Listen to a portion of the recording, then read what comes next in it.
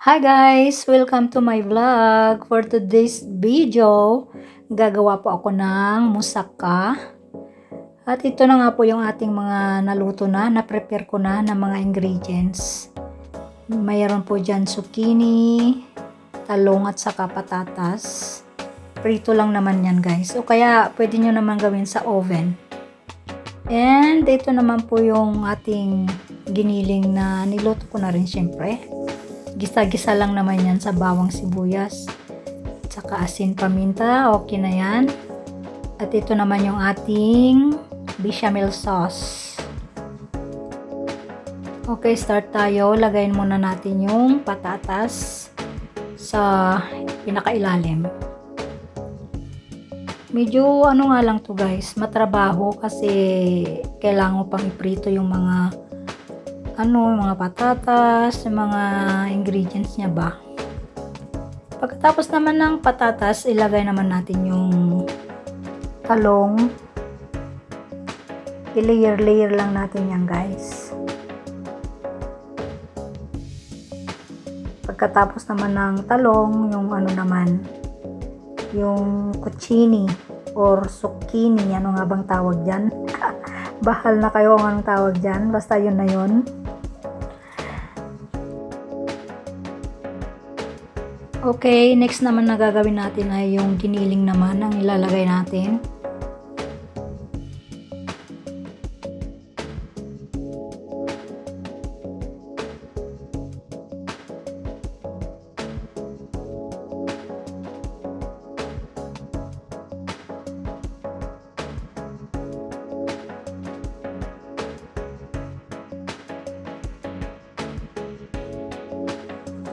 Lagyan din natin ng bechamel sauce.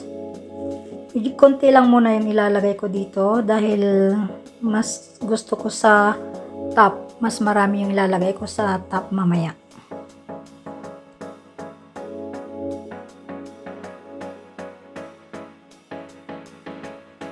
Pagkatapos, ilagay ulit natin yung mga remaining na prito natin na mga gulay-gulay. Ganun lang, same process. I-layer natin ulit yung mga yan.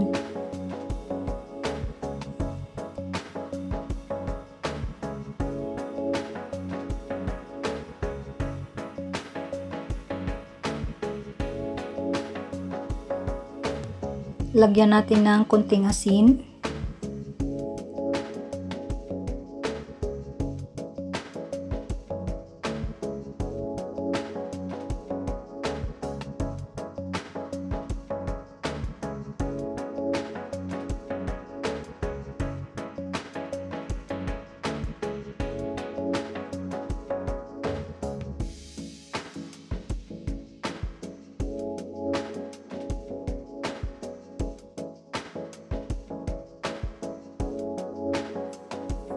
Tapos konting asin ulit.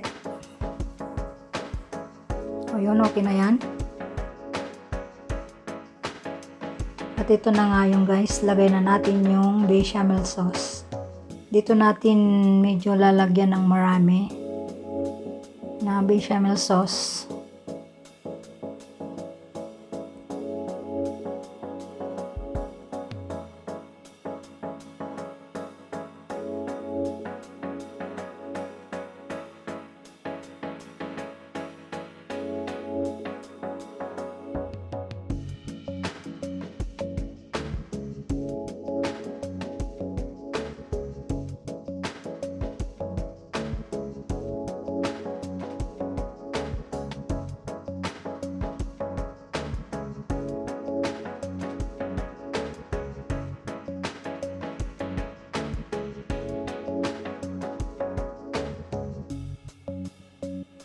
Tapos, lagyan na rin natin ng cheese.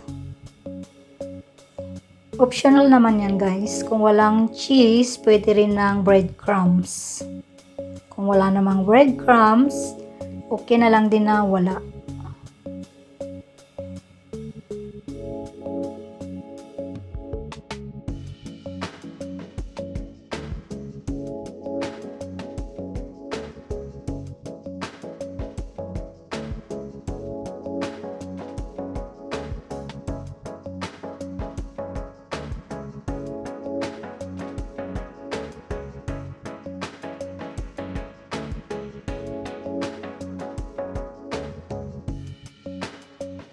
Okay, okay na yan. Ilagay na natin sa oven.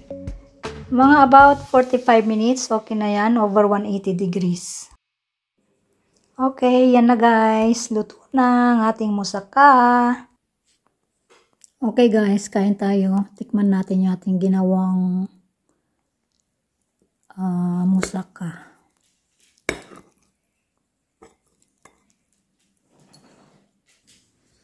So, ito yung ating ginawang musaka. Tikman natin kung masarap.